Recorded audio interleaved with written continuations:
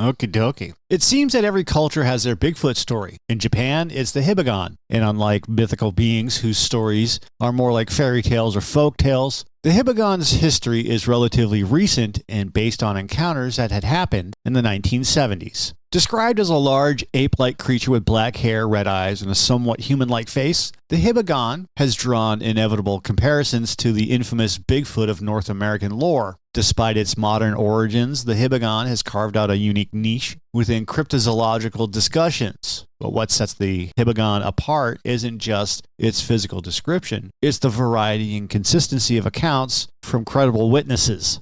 Unlike many legendary creatures that dwell in the realm of myth and hearsay, the Hibagon sightings often come from everyday people: farmers, schoolchildren, hunters, road workers, photographers. These varied encounters create a collection of stories that lend a degree of authenticity and allure to the Hibagon legend. And while skeptics often dismiss these sightings as misidentification or fabrications, believers argue that the consistency in description and the sincerity of the witnesses hint at the presence of an unknown creature lurking in Japan's dense forests. The Hibagon remains a topic of debate, straddling the line between myth and reality, and continues to be a subject of fascination for cryptid enthusiasts and skeptics alike. In July 1970, an ordinary day took an extraordinary turn for a farmer in Saijo, Hiroshima. As he worked in his fields, he noticed something unusual. Emerging from the edge of the forest was a large, ape-like creature, unlike anything he had ever seen. It was covered in black hair, standing taller than a person, and its menacing red eyes glared back at him with an eerie intensity. The farmer's heart raced as he tried to comprehend the creature before him. Was it a wild animal, or was it a figment of his imagination? He didn't know. Despite his fear, he couldn't look away.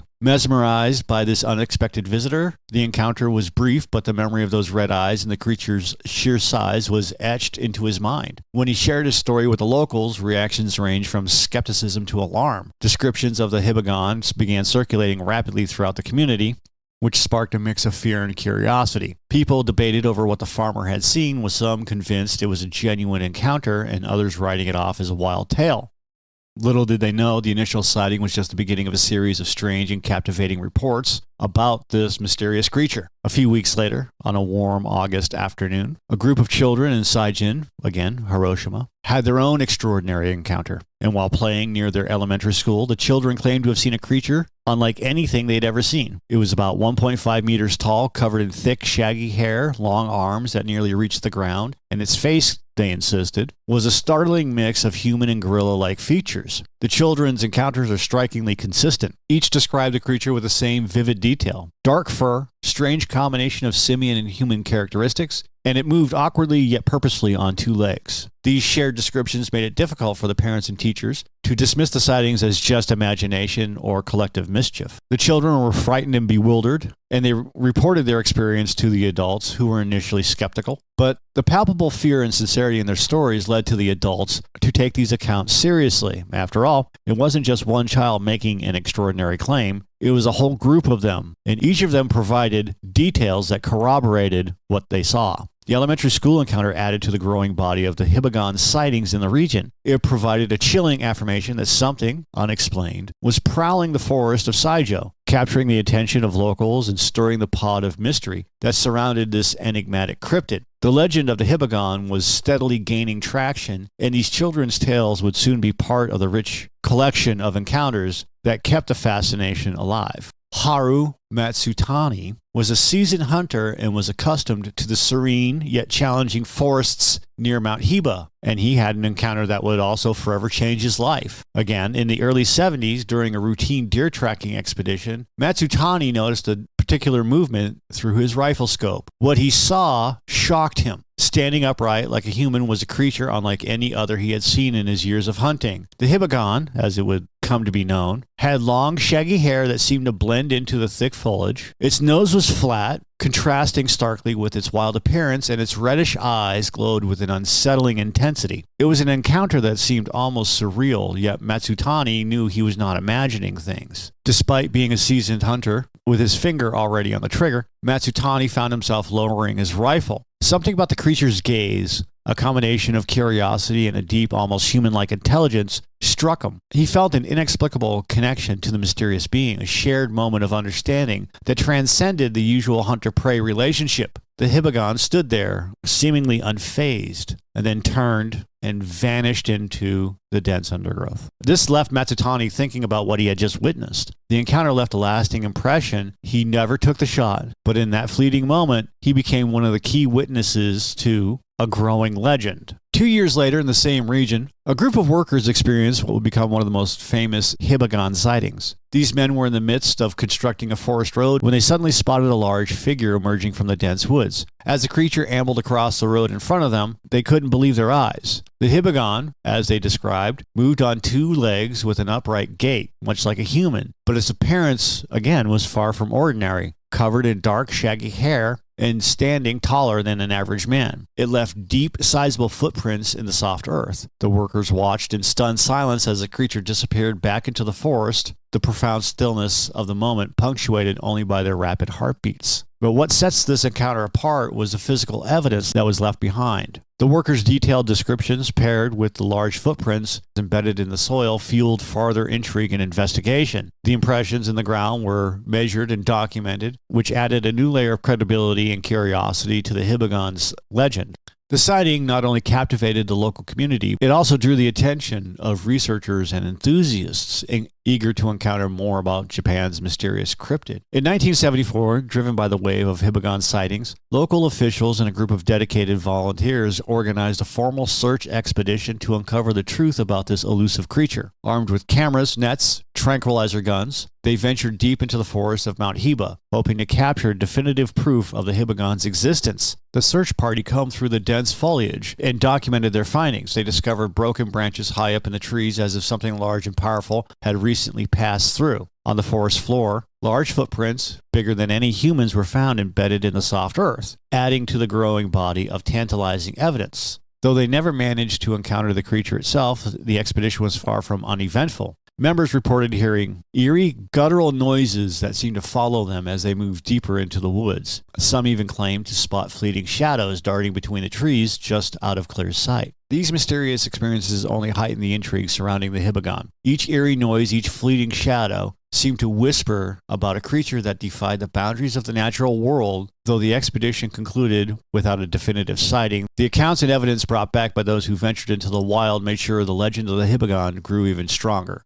I have a theory about this entire thing. My theory starts with Godzilla vs. King Kong. Now, in 1962, Godzilla vs. King Kong was released, and coincidentally, the suit matches the description made by the farmers, the kids, the hunters, and the construction workers. Now, it's been presumed that the suit has been destroyed or mothballed at least. We, the people, don't know what happened to it. The studios probably do know what happened to it, but still, the suit hasn't been seen in years. But that doesn't mean that there weren't other suits created, even if it was destroyed. The King Kong suit was used for stand-ins in many of the Kaiju movies made in the 60s and 70s. And by stand-ins, I mean they used it in the case of super dangerous stunts, where they didn't have to put anybody in it. The problem is, with my theory, is that Hiroshima and Mount Hiba are 3 hours by bullet train. It's halfway across the country, or more. So Mount Hiba kind of straddles the area between Hiroshima and Okayama, but it's still 3 hours from Tokyo, which is where the studios are. So the studios being Toho Studios and Subaruya Studios. Now, in 1966, the suit was loaned to Subaraya Productions, where it was modified and used to portray the giant monkey Goro in Ultra Q. The suit was returned to Toho the next year, which is in 1967, for the film King Kong Escapes, where it was modified to resemble the new King Kong suit and used to portray Kong in water scenes. Now, King Kong Escapes, 1967, however long it took to do that, 68, almost into 69, and now you're into 1970. The suit was also used in Mothra vs. Godzilla as a stand-in for the Mosugoji suit in 2 scenes. It was first used in the scene where Godzilla is shown wading to Iwa Island in the distance, and later utilized when Godzilla is cocooned in silk by Mothra. The King Goji suit was also featured in early publicity stills and posters. But my theory still stands. If they made multiples of these suits, it's possible that someone just took it and then moved to Hiroshima or moved to that area or lived in that area already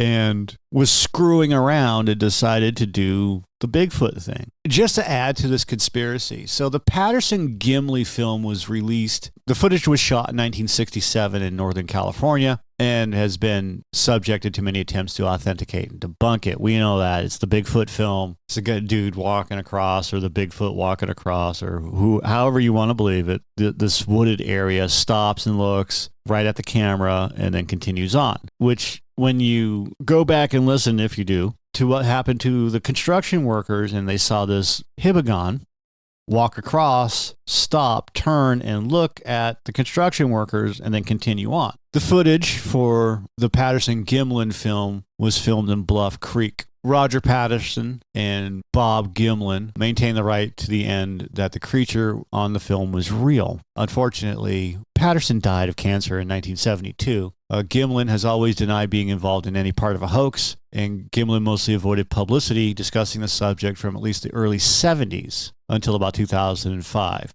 Patterson became interested in Bigfoot after reading an article about the creature by Ivan Sanderson in True magazine in December of 1959. In 61, Sanderson published his encyclopedia, Abominable Snowmen, Legend Come to Life, where there were worldwide surveys of accounts of Bigfoot-type creatures. Patterson's book, Do Abominable Snowmen of America Really Exist, was self-published in 1966. Which is basically a collection of newspaper clippings laced together with Patterson's circus poster-style prose. The book contains 20 pages of previously unpublished interviews and letters, 17 drawings by Patterson of the encounters described in the text, 5 hand-drawn maps, and 20 photos and illustrations from others. And then in 1967, Patterson began filming a docudrama or pseudo-documentary about cowboys being led by an old miner and a wise Indian tracker on a hunt for Bigfoot. Look, it's a theory. That's all I got. It's a theory. In 1967, Bigfoot shows up. In 1970, it shows up in fucking Japan. And that's all I got.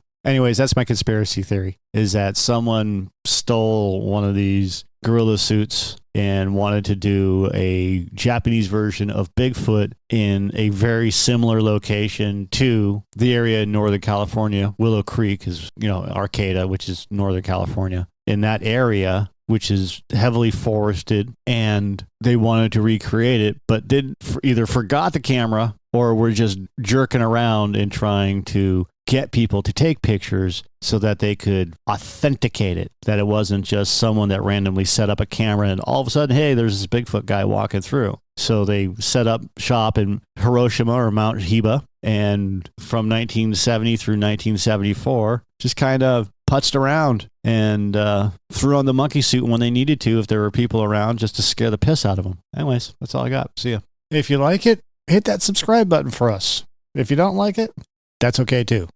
Other than that, have a great day.